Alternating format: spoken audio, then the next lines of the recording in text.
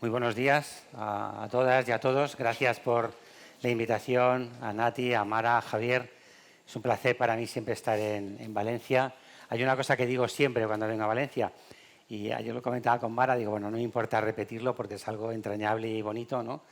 Es, en este caso, una comunidad y en este caso un sitio al que tengo mucho apego, ¿no? No en vano, mi madre pasó aquí, muy cerquita de Valencia, en Paterna, los 3 años de la guerra civil. Sabéis que hubo una evacuación de los niños durante la guerra, ¿no? Y bueno, pues pasó sus 3 años aquí, en los cuales, sin querer, jugando con otros niños y con otra gente, pues le vacunaron de lo poquito que había en ese momento, que era nada, y evidentemente también pues aprendió muchas cosas, como era el valenciano, y en las últimas etapas de su vida, te estoy haciendo tiempo a ver si ponen la presentación,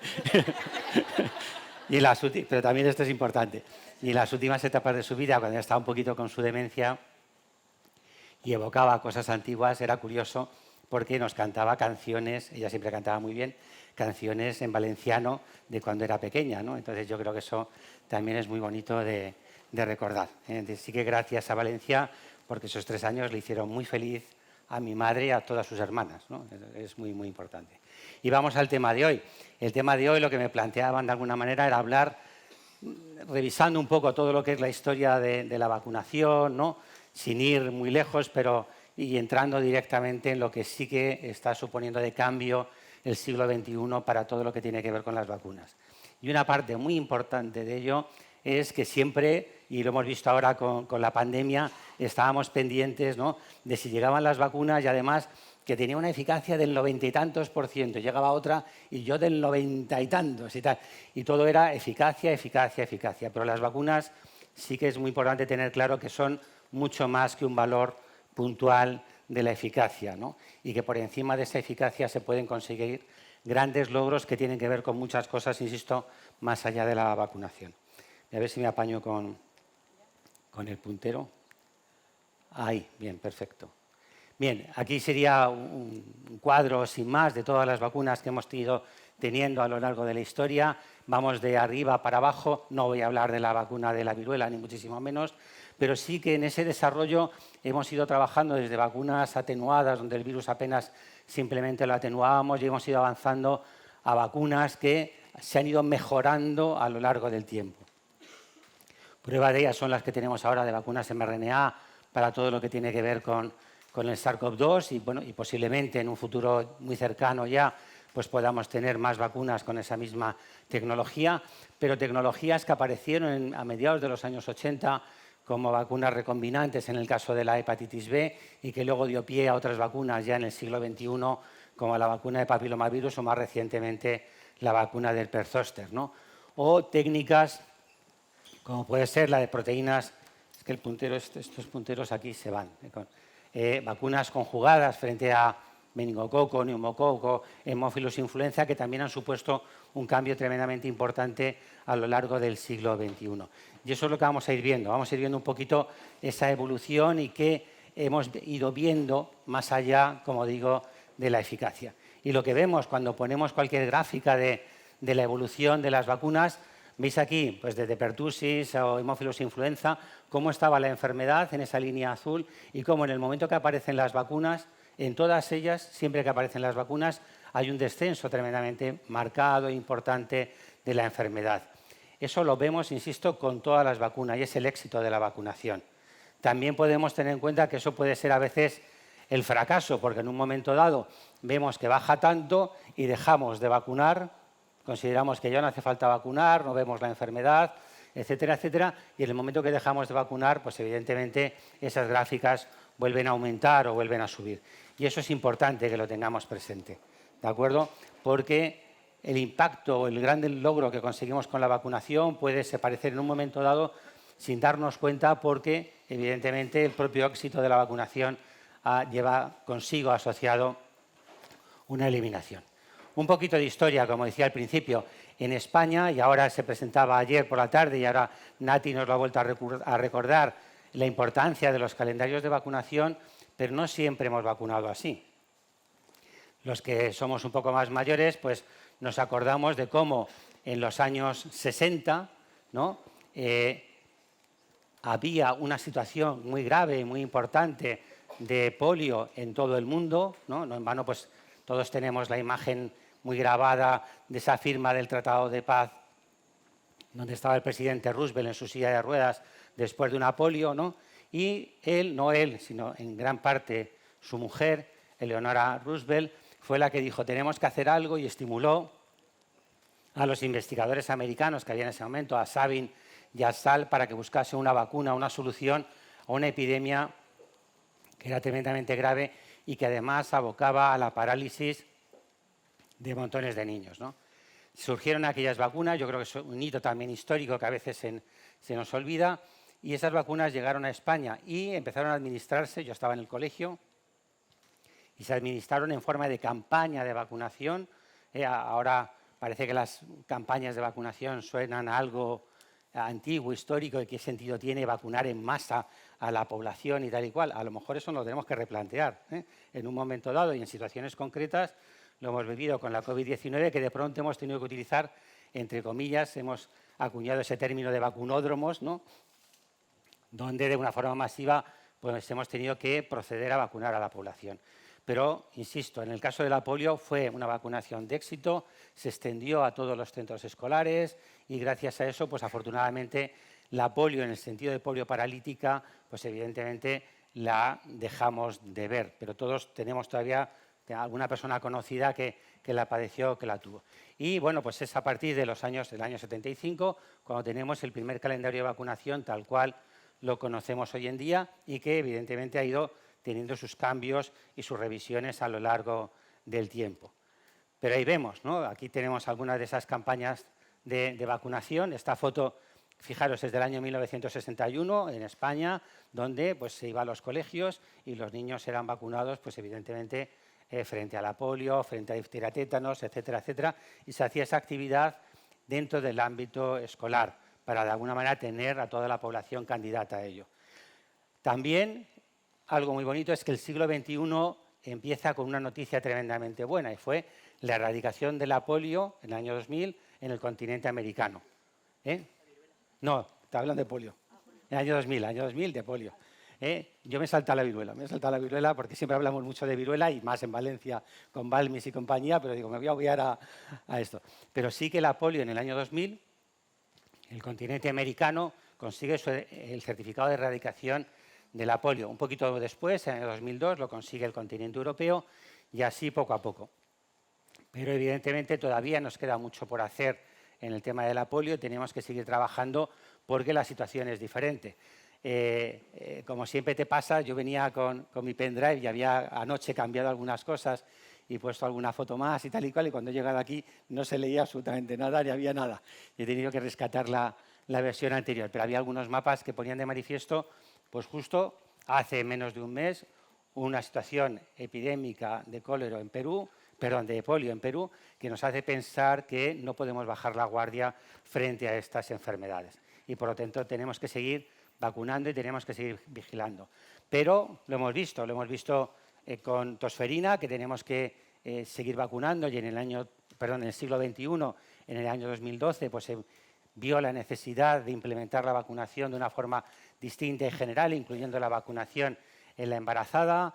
Después hemos visto también, pues en el año 86 se declaraba en España el último caso de difteria y, sin embargo, también en el siglo XXI tuvimos ese caso de difteria en una zona determinada de Girona que obligó a revisar y a replantear un poco toda esta situación, de manera que todas estas situaciones las tenemos continuamente.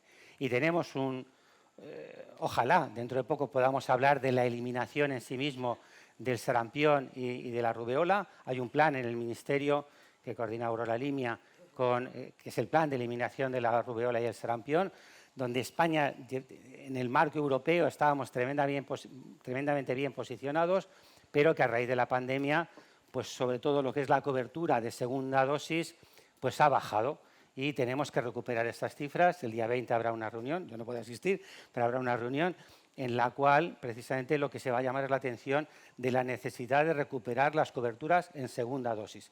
Presumimos en España muchísimo de que tenemos coberturas de vacunación fantásticas en la parte infantil, pero es curioso, porque ya en segunda dosis, que es 3-4 años, ya baja. Y entonces, bueno, son temas que tenemos que incidir y que tenemos que insistir para dejar de ver un poco estas situaciones que tenemos. Tenemos la varicela, que también ha sido otra historia de éxito y que además esa historia de éxito corresponde a este siglo XXI y que, bueno, es verdad que a mí me tocó discutir con el consejero de Sanidad de la Comunidad de Madrid en ese momento, que ahora es el consejero de Hacienda. No sé lo que pasará ahora después de las elecciones últimas, pero era Fernández Lasqueti, que fue consejero de Sanidad, y luego ahora es consejero de Hacienda en funciones, ¿no? Pero lo que sí es cierto es que él decía, bueno, pero si la varicela no es nada, son unos ganitos y esto no tiene mayor importancia y demás, ¿no? Y lo que sí le llamábamos la atención es que siempre hay, en este caso, pues un porcentaje, aunque sea pequeño, de casos graves de varicela que requieren unos cuidados mucho más intensivos. En este caso es un niño en una unidad de cuidados intensivos que después de nada más nacer, digamos, pues un problema de una neumonía varicelosa con todos los riesgos que eso llega a entrañar. Pero hay más cosas que nos llegan en el siglo XXI. Y en el siglo XXI algo que llega a las vacunas es la solidaridad.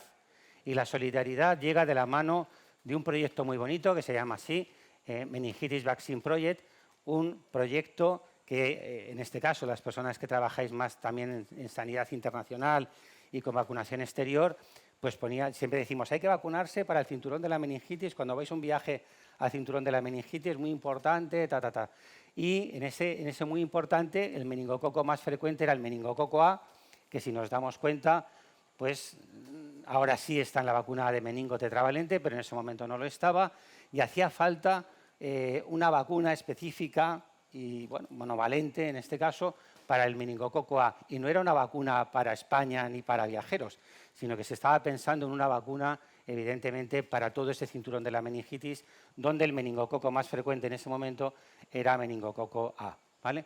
Hubo un proyecto con un partenariado tremendo de organismos públicos internacionales, organismos privados, etcétera, etcétera, y afortunadamente la meningitis por meningococo A en ese cinturón de la meningitis, después de cerca de 20 millones de dosis administradas en los niños, se ha conseguido casi eliminar, ¿no? Nos queda mucha tarea, evidentemente en meningococo no es que haya un reemplazo de serogrupos, pero bueno, ahora tenemos el W, el Y, el X y demás, y bueno, lo que se intenta ahora es implementar la vacuna tetravalente de meningococo también en ese marco de África de la meningitis. Y recientemente, bueno, pues ¿para qué? Pues para dejar de ver estas imágenes, son imágenes cedidas por el doctor Fernando Moraga, pero lo más importante que nos decía la OMS recientemente es que la meningitis la podemos llegar, no digo a erradicar porque quizás es demasiado, pero sí que la podemos llegar a eliminar. Y la Organización Mundial de la Salud se ha planteado un objetivo y es que para el año 2030 la meningitis la podemos, insisto, por lo menos controlar y si me apuráis, pues ¿por qué no? Incluso eliminar, ¿no? Y eso es una noticia tremendamente buena. Para ello tendremos que implementar estrategias de vacunación y llegarán a lo largo de este siglo, al final de la primera cuarta parte del siglo XXI, pues vacunas pentavalentes frente a la enfermedad meningocócica que nos permitan dar una respuesta clara de eliminación de esta enfermedad. Yo creo que es una noticia tremendamente buena en la cual pues, tenemos que trabajar desde muchos puntos de vista y en esos puntos de vista, fijaros, tendremos que trabajar en la prevención y en el control. Por supuesto, en el caso concreto de todo el mundo y en África habrá que hacer un buen diagnóstico y un buen tratamiento que será necesario.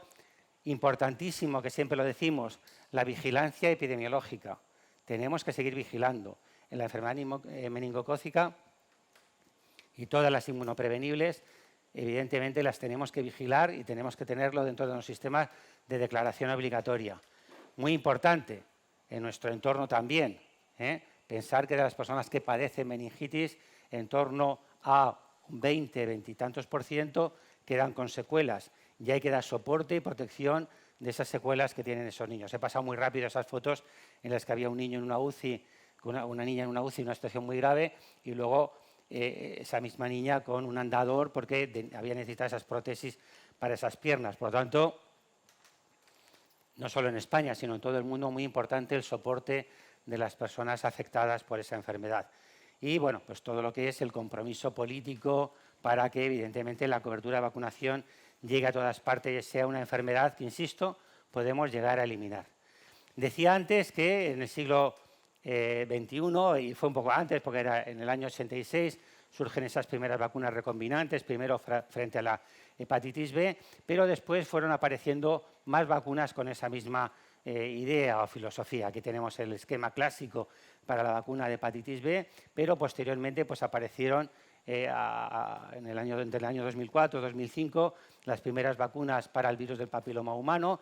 Fue en el 2008 cuando ya se instaura la vacunación de una forma sistemática. La hemos incorporado recientemente en el calendario también a los niños, pero nos quedan cosas por hacer. Y en esas cosas por hacer, pues aquí veis toda la evolución, la cantidad de vacunas ahora nonavalentes y demás. Tenemos estudios epidemiológicos del impacto que tiene la vacuna no solo en cáncer de cuello de útero, sino en otras localizaciones, pero quizás el avance más importante es que podemos incorporar a más sectores de población. Lo tenemos muy claro, a los 12 años, tanto a niños como a niñas, pero hay otros sectores de la población que la van a necesitar y la van a requerir y que a lo mejor están fuera de ese marco, ¿no? Ahora comentaba Nati el calendario que se ha hecho por grupos de riesgo y eso es muy importante. Hay muchas mujeres que se pueden beneficiar de la vacunación fuera de esos 12 años, mujeres que a lo mejor han tenido un CIN-2, han sido conizadas, mujeres VIH, varones también VIH, de manera que la vacunación va mucho más allá y ese mucho más allá es evidentemente por mejorar la calidad de vida de esas personas que teniendo una enfermedad se pueden beneficiar también de estrategias de vacunación más allá de lo propiamente infantil. Y decíamos, en el ámbito de la recombinación genética, pues más recientemente tenemos la vacuna frente al herpes zóster. Vacuna que también nos marca un panorama totalmente distinto y es la protección no solo de los niños, sino la protección de la población más mayor. Herpes zóster que evidentemente pues, produce sus problemas, sus dolores, sus molestias. Me vas a pasar a la siguiente. Sus molestias y demás, y que lleva asociado esa neuralgia posherpética, sobre todo en la población más mayor y que tiene situaciones de inmunocompromiso, se encuentra en una situación más delicada, etcétera, etcétera. Y también en ellos, fijaros, quizás el problema más grande del herpes zóster es, imaginaos una persona pues, de 80 años que de pronto pues, tiene su diabetes tipo 2, tiene un problema cardíaco crónico y de pronto pues también muere un familiar suyo en un momento dado. Entra en un cuadro de depresión y la forma de manifestarse es que aparece de pronto un herpes zóster. No nos damos cuenta porque a veces en esas edades el herpes zóster no es tan florido quizás como en otras edades, ¿no? Pasa ese herpes zóster y de pronto lo que empiezan a notar es ese dolor neuropático continuo, que no se les pasa con nada, que apenas pueden ponerse ropa, que no quieren salir a la calle, etcétera, etcétera. Y eso es tremendamente dramático, porque esas personas, si se quedan en casa, se van a convertir más rápidamente en personas dependientes, ¿no? Con todas las consecuencias que eso tiene y todo lo que merma eso de su calidad de vida. Por eso, en ese sector de la población teníamos vacunas atenuadas frente al virus varicela zóster, pero que lamentablemente en ese grupo no tenían la indicación que tenían que tener. Y es gracias a la aparición de vacunas recombinantes, ¿no? Donde de alguna manera vemos que sí que van a poder tener esa indicación y donde todo ese grupo de personas con una situación de inmunosupresión grave, insisto, no solo es el trasplante de progenitores hematopoyéticos de órganos sólidos, cáncer, VIH o tal, sino que estarían personas tratadas con inmunomoduladores, anticuerpos monoclonales, personas con más de 2 patologías crónicas asociadas, la depresión mayor, también produce inmunosupresión, y no vamos a hablar de la depresión ahora, pero fijaros cómo impacta la depresión en este momento en la población. Por lo tanto, son cifras, son datos, pero que ponen de manifiesto la necesidad de tener que vacunar a la población y porque lo que buscamos, insisto, no solo es la eficacia de esas vacunas, que es fantástica, sino, de alguna manera, mejorar la calidad de vida de la población y reducir la carga de la enfermedad. Y en ese reducir la carga de la enfermedad, pues como decimos, tenemos estas vacunas que desde el año 2021 el Ministerio de Sanidad hizo una indicación primero para grupos de riesgo y que a partir del año 2022 las comunidades autónomas en distintos ritmos, pero han ido incorporando diferentes cohortes de edad para de alguna manera proteger frente a la población. Y algo que se ha pedido a esta vacuna y otras vacunas que vamos teniendo nuevas y es que demuestren su eficacia en la población mayor, y lo han demostrado, y que demuestren su eficacia en personas en situación de riesgo, incluso de alto riesgo. Y los ensayos clínicos muestran que incluso en esas poblaciones pues hay una protección por encima del 90% para el zóster, pero también por encima del 90% para esa neuralgia posherpética de la que estábamos hablando.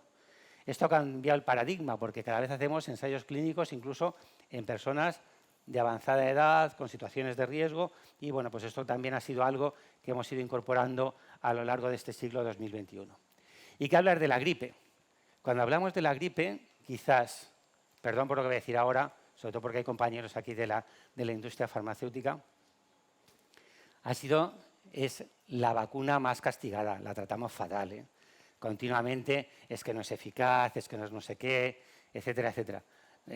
Hay una persona también un poco del mundo de las vacunas que siempre dice que es que en gripe, al final, ¿a quién vacunamos de gripe? ¿Quién tiene indicada la vacunación de gripe? Y esta persona dice, lo peor de cada casa, ¿no? Porque vacunamos a los más mayores, a los inmunodeprimidos, a los no sé qué. Y claro, una vacuna puede tener una eficacia X, pero en ese grupo siempre va a ser menor, ¿de acuerdo? Entonces, bueno, eso es un planteamiento que tenemos que tener en cuenta. Ahora bien, las vacunas de gripe, luego Iván hará una actualización mucho mejor, yo hago aquí una pasada rápida por la vacunación de gripe. También es verdad que las vacunas que utilizábamos en los años 60 no tienen nada que ver con las vacunas que empleamos hoy en día. Lo que intentaba transmitir es cómo el siglo XXI ha traído muchísima innovación y quizás un sitio donde ha traído muchísima innovación ha sido en la vacunación antigripal, donde utilizamos ese término de que tenemos vacunas mejoradas, de acción mejorada, de inmunogenicidad mejorada frente a la gripe. ¿Para qué? Para proteger también a esos a los que son más vulnerables en cada casa, no lo peor de cada casa, sino los más vulnerables de cada casa, aquellos que queremos cuidar y que queremos mimar, ¿no? La OMS sigue trabajando en ello y todos los años plantea una estrategia. Esto fue justo antes de la pandemia, en el año 2019, plantearon esta estrategia de lanzar una estrategia nueva para luchar contra la gripe, donde veis abajo los objetivos era reducir la carga de la gripe estacional, minimizar el riesgo de la gripe zoonótica.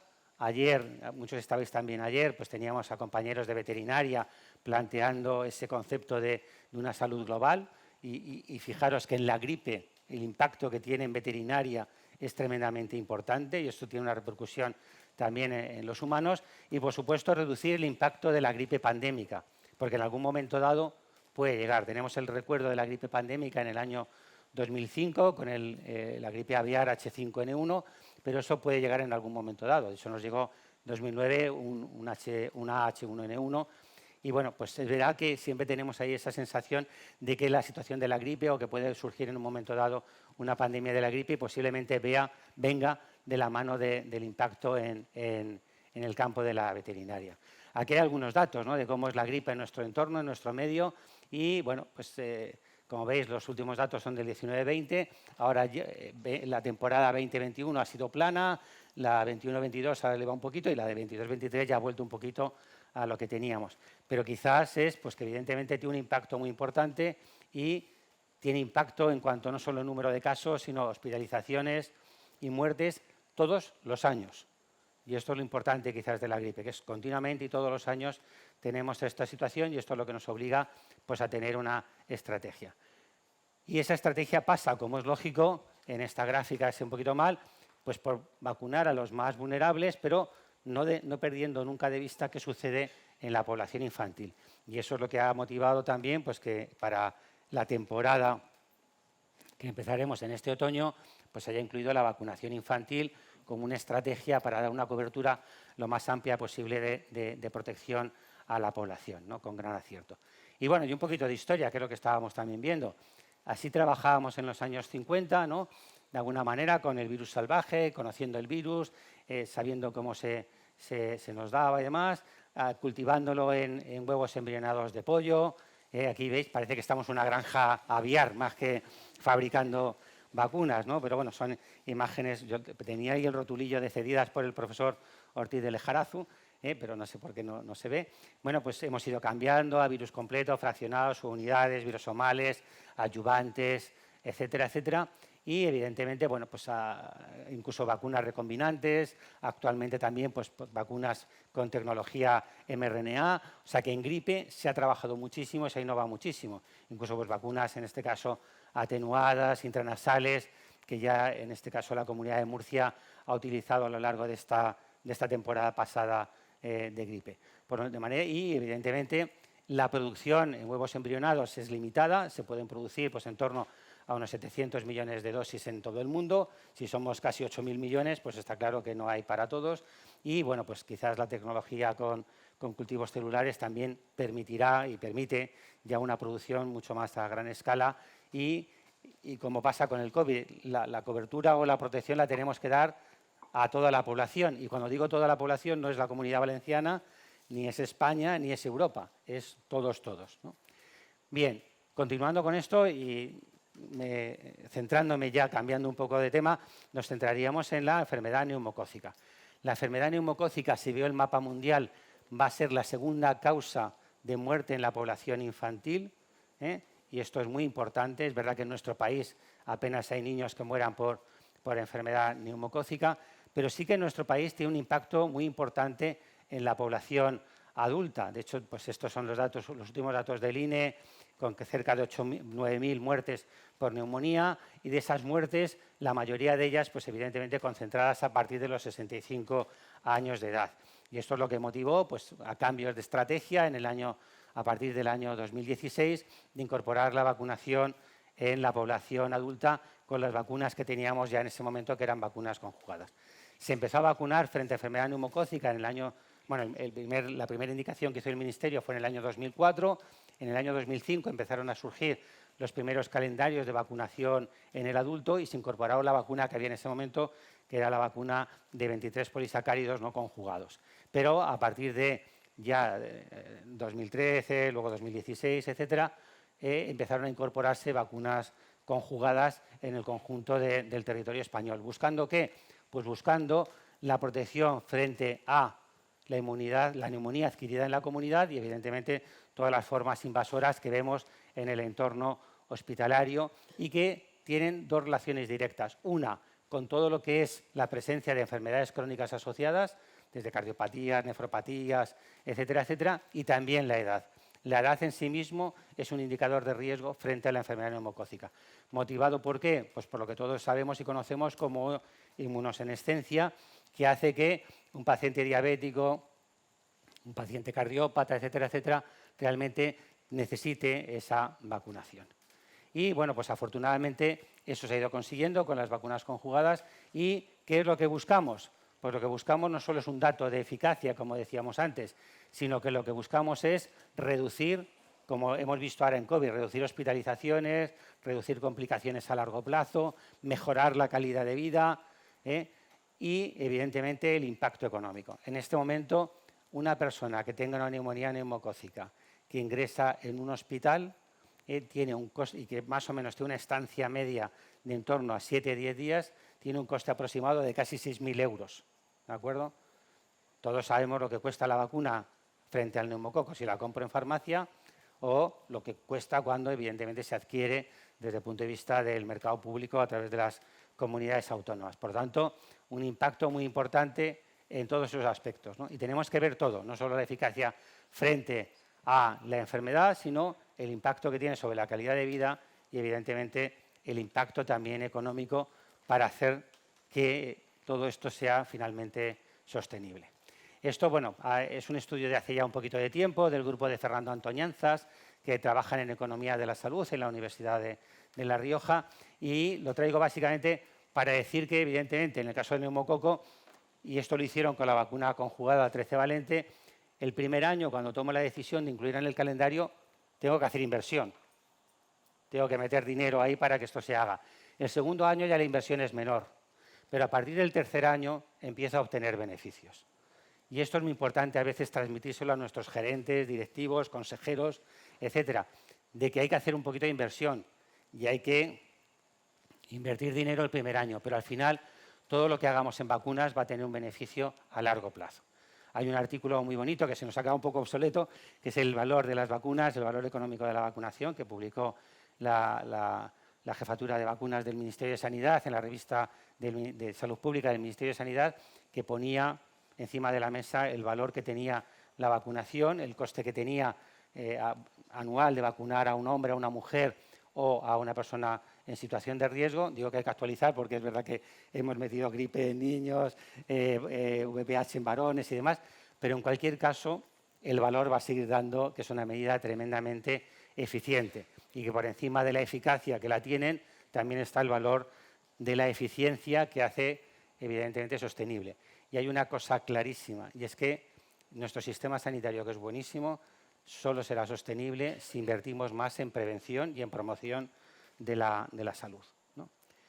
Bien, esto es recientemente se han incorporado las vacunas conjugadas 20-valente y 15-valente en el caso del adulto y en el caso concreto de la 20-valente, pues veis aquí un poco la secuencia de cómo desde octubre del año, pues de septiembre del año pasado, diferentes comunidades autónomas pues han ido incorporando ya esta medida de vacunar frente a neumococo con vacuna conjugada 20-valente y que, bueno, poquito a poquito pues irá extendiendo, ¿no?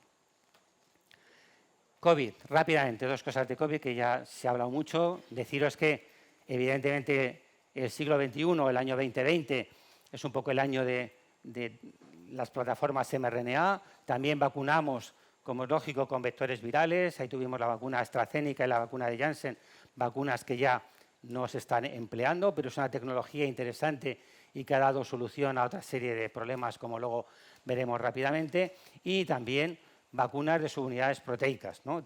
Con esa misma filosofía de vacunas recombinantes, como hablábamos antes de hepatitis B, VPH o zostes. Yo creo que es un tema también muy importante incorporar pues, un abanico amplio de estrategias que podemos tener ahí.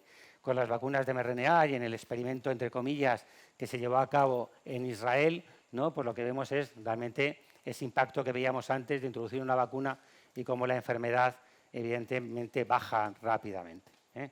Este es el ejemplo claro. Israel se convirtió en un gran ensayo clínico, dicho así de forma coloquial.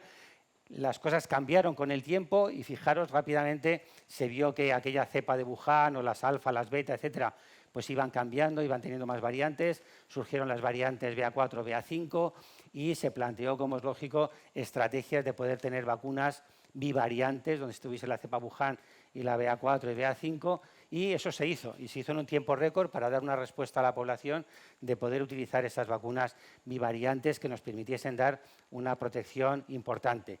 Y gracias a esas vacunas bivariantes y a las primera y segunda dosis de refuerzo, pues hemos reducido hospitalizaciones, hemos reducido el riesgo de enfermedad en las personas vacunadas, hemos reducido muertes, ¿no? Como es lógico, y bueno, pues veis aquí el riesgo es 2 veces menor si se compara la población vacunada que no recibe una dosis de refuerzo. De alguna manera que las dosis de refuerzo también han jugado su papel y su importancia en este sentido. Y hay estudios de efectividad, también en este caso los más potentes provienen de Israel, que ponen de manifiesto que esas vacunas de mRNA pues, tienen una efectividad del 70-72%. De manera que sí que es algo tremendamente beneficioso. Pero ¿qué va a pasar a partir de ahora y rápidamente y luego se comentará?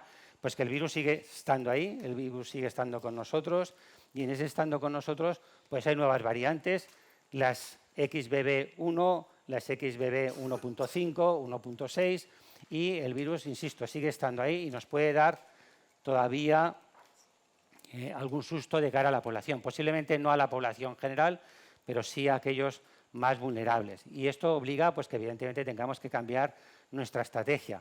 La OMS nos plantea como grupos de riesgo a la edad a partir de 60-65 años, nos plantea las condiciones de riesgo, personas que tengan 2 o más enfermedades crónicas asociadas, el estatus de vacunación, muy importante, el mayor riesgo si la persona está parcialmente vacunada o no ha sido vacunada, que todavía hay gente, pocos, pero todavía hay gente que nunca se ha vacunado, y por supuesto toda la situación de inmunosupresión, no todo lo que decíamos antes. Y esos grupos se tendrán que vacunar. Después Aurora planteará cómo se va a hacer quizás en España. Yo suelo decir que, bueno, como siempre la OMS nos plantea las cosas en plan colores de semáforo y lo que nos plantea no pone nada en verde, ¿eh? Ojo con el semáforo, que nos lo pone todo en rojo, en naranja o en amarillo. De manera que todo quiere decir que hay que tener precaución.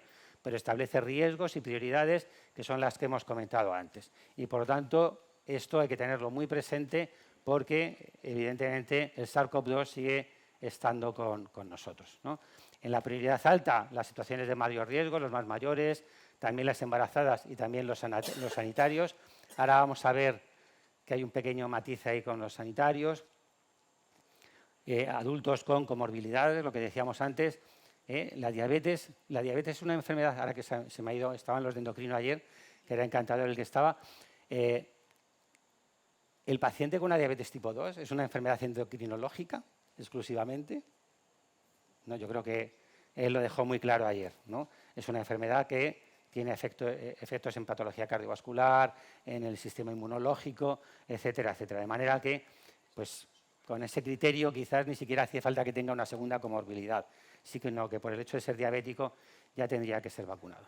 Y bueno, recientemente, el día 6 de junio, el ECDC ya ha planteado su estrategia y plantea el que se podrán utilizar vacunas monovalentes que tengan el XBB 1.5, de manera que vamos a utilizar vacunas monovalentes, pero posiblemente a lo mejor la industria farmacéutica tiene que correr con esto y tiene que tenerlas ahí preparadas, ¿no?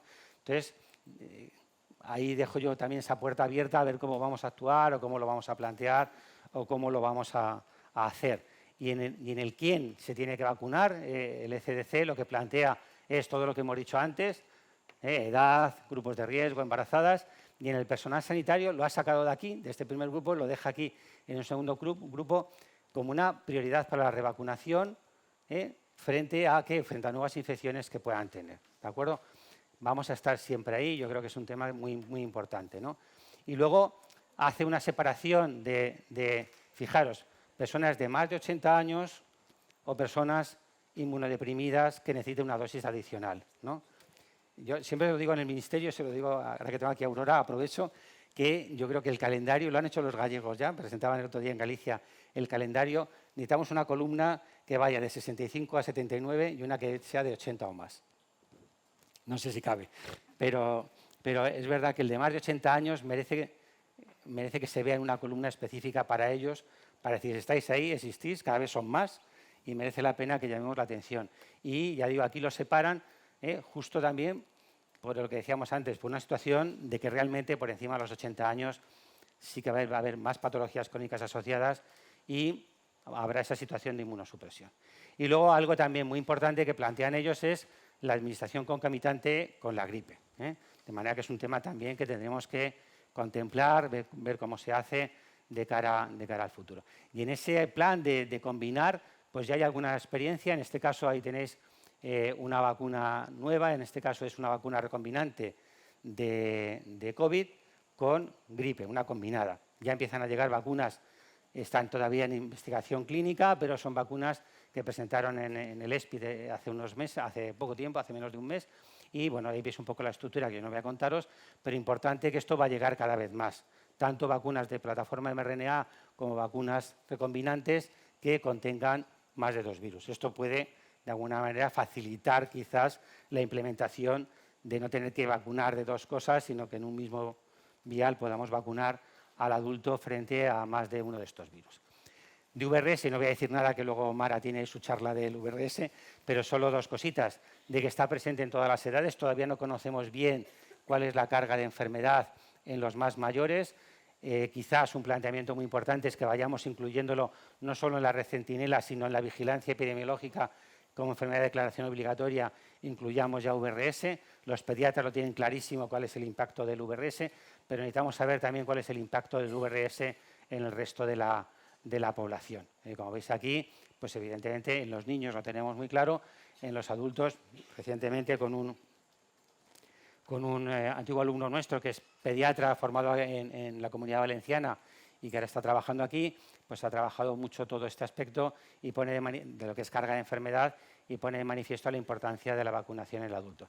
Ya tenemos una vacuna, ahí veis, RSV, ¿no?, que ya está registrada y bueno, vamos a tener otras muchas con varias indicaciones. Vamos a tener anticuerpos monoclonales para los niños pequeñitos, vamos a tener vacunas para embarazadas, vacunas para adultos y bueno, y por qué no vacunas combinadas el día de mañana con otros virus que nos tendrá que llevar un poco a esta situación. De manera que el calendario se nos va a ir complicando, ¿no?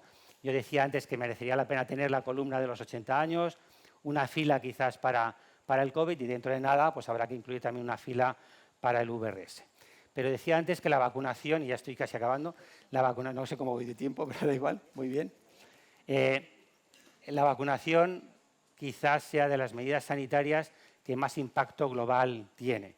Y en ese impacto global tenemos que tener en cuenta que en este momento todavía quedan unos 40 países de todo el mundo que tienen una renta per cápita inferior a $750 por habitante y año. Nuestra renta per cápita media de España es unos $30.000 por habitante y año, así redondeando. $750 por habitante y año en unos 40 países del mundo. ¿Vale? Dice, bueno, somos 193, pues no es mucho.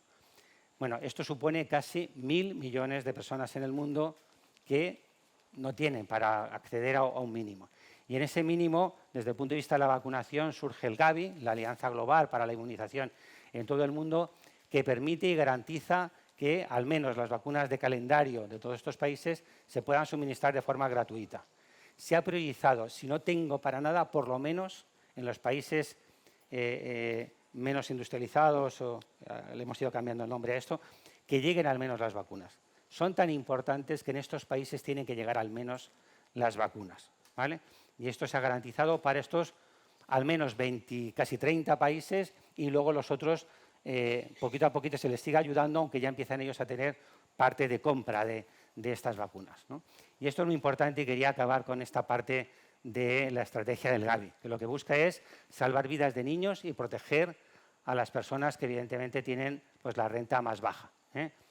Si invertimos en vacunas y si conseguimos la vacunación, tiene un impacto tremendamente grande en la reducción de la mortalidad infantil. La mortalidad infantil en España en este momento es de 3 por cada 1.000 nacidos vivos. ¿De acuerdo? Por ejemplo, en Mozambique es de 150 por cada 1.000 nacidos vivos. Esa es la proporción. Y, por lo tanto, si conseguimos que lleguen las vacunas, evidentemente estamos dando valor económico. No solo es que tenga una eficacia del 90 y tantos %, sino que estamos haciendo que repercuta en la economía del país y que alcancen la adolescencia, la madurez, etcétera, etcétera, y eso da riqueza al país. Se han hecho estudios también desde el punto de vista farmacoeconómico. Esto es una foto habitual del Gavi, en un estudio que se hizo hace tiempo, y que ellos dicen que cada dólar que invertimos en vacunas revierte en estos países en $16.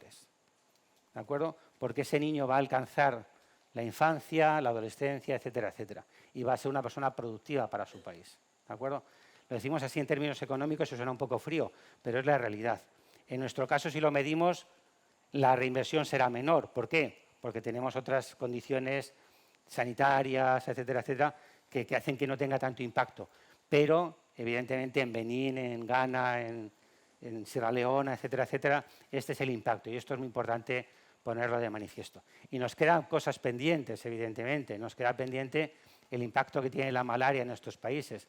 Afortunadamente se ha trabajado y hay grupos españoles trabajando en ello, desde el Clínic de Barcelona, la Universidad de Barcelona. Y esta foto la pongo sobre todo para que veáis que hay colaboración público-privada para poder conseguir una estrategia adecuada de conseguir una vacuna frente a una enfermedad como es la malaria. Se ha conseguido, y bueno, aquí tenemos resultados de esta vacuna en niños de en torno a un 66%. A lo mejor una vacuna con una eficacia de un 66% en España no la utilizaríamos, pero en África, donde la enfermedad cursa en forma de holoendemia y a la edad de 5 años el 99% de los niños han tenido contacto con el parásito, sí que la vamos a utilizar. ¿De acuerdo? La realidad es, a veces la forma de medirlo en unos sitios o en otros no puede ser igual. En el caso del VIH, lamentablemente, a mí me entristeció mucho la noticia de Janssen diciendo que después de esa fase 3 tan sumamente grande, pues habían tenido que decir que no a la vacuna de SIDA. Ojalá en algún momento dado podamos. Hubo una parte de aliento que el martes me comentaba su director, que van a seguir trabajando en ello. Digo, pues menos mal, porque se puede tirar la toalla y no acordarse nunca más, pero van a seguir trabajando en ello y tendremos que trabajar mucho para dar una solución. Es verdad que aquí lo tenemos resuelto con los tratamientos y quizás no nos hace falta tanto la vacuna, pero en muchos países la vacuna sigue siendo posiblemente la única solución para esta enfermedad. En COVID corrimos mucho para tener vacunas, pero esa misma prisa también la tuvimos en el ébola. Y cuando llegamos y tuvimos la situación, entre comillas, de pandemia, tuvimos algún caso aquí en España que era en el fondo importados, pues vimos que había que trabajar y acelerar para tener una vacuna. La tenemos y es una vacuna de vectores virales, pero que dice, uy, vectores virales, ¿no? Pues vacuna que evidentemente en este entorno y cuando hay brotes epidémicos en la República Centroafricana, en Congo, etcétera, tiramos mano de esta vacuna para rápidamente vacunar a la población de ese entorno y se bloquea la transmisión y evitamos que se extienda dentro de estos países. Por tanto, una vacuna que tiene también su papel tremendamente importante. Y todo esto, como decía al principio, lo enmarcamos en una visión de salud global, de salud para todo el mundo, con estos objetivos del 2030, ¿verdad?, donde de alguna manera en el punto 3 nos dice claramente la importancia de la salud y del bienestar. No es que busquemos el estado de bienestar tal cual lo entendemos aquí, pero que tenemos que luchar evidentemente hacia ello. Y hace ya muchos años que un gran amigo, José Antonio Bastos, él fue presidente de Médicos Sin Fronteras y en el año 2016 él hizo unas declaraciones, ¿no? En 2016 hubo mucho boom, mucho ruido con el tema de las vacunas no valen para nada o tal o cual. Y él dijo una frase, ¿no?, que el debate sobre las vacunas es de sociedades acomodadas que no han visto morir a un niño de sarampión. Y esto es muy importante que nos lo grabemos, porque los mensajes antivacunas aquí pueden tener poca repercusión, pero hoy el mundo está globalizado y rápidamente tuiteamos una noticia y llega a cualquier rincón del mundo. Si en Europa, país, mundo avanzado, desarrollado, etcétera, etcétera, empezamos a poner en duda la vacunación, esto repercute en los países en vías de desarrollo y dejarán de vacunar también. Entrarán sus dudas y dejarán de vacunar. Y si dejan de vacunar, lo primero que vamos a notar es la subida de la mortalidad infantil y un montón de problemas que se dan en esta población. Por lo tanto, tengamos mucho cuidado de no banalizar, evidentemente, el impacto que tiene la vacunación. Y por mi parte nada más. No sé cómo he ido de tiempo, pero más o menos. Gracias.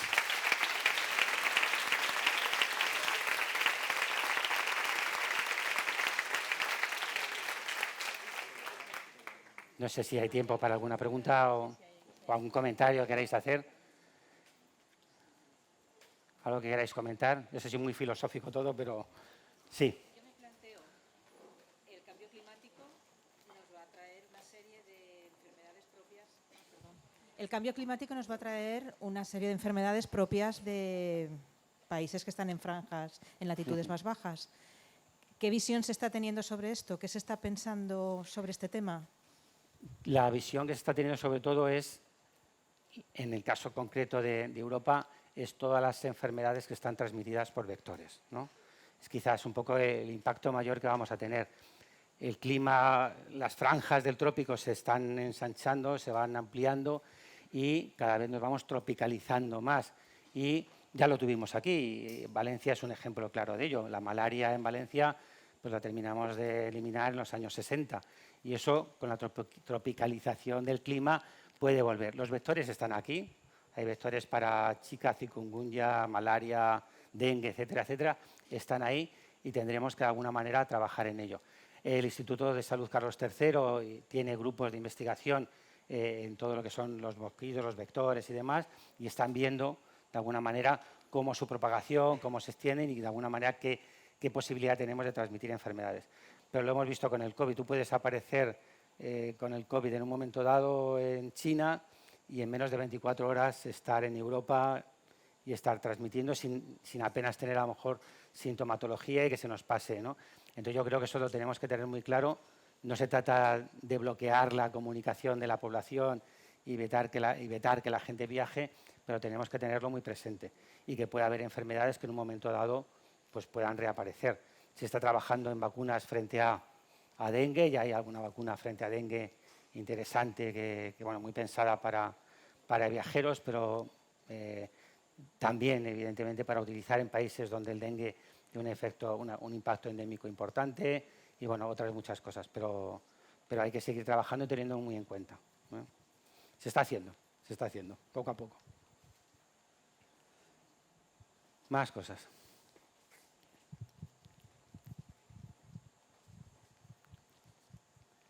Venga, pues si no hay más, dejamos a los siguientes compañeros que sigan. Gracias.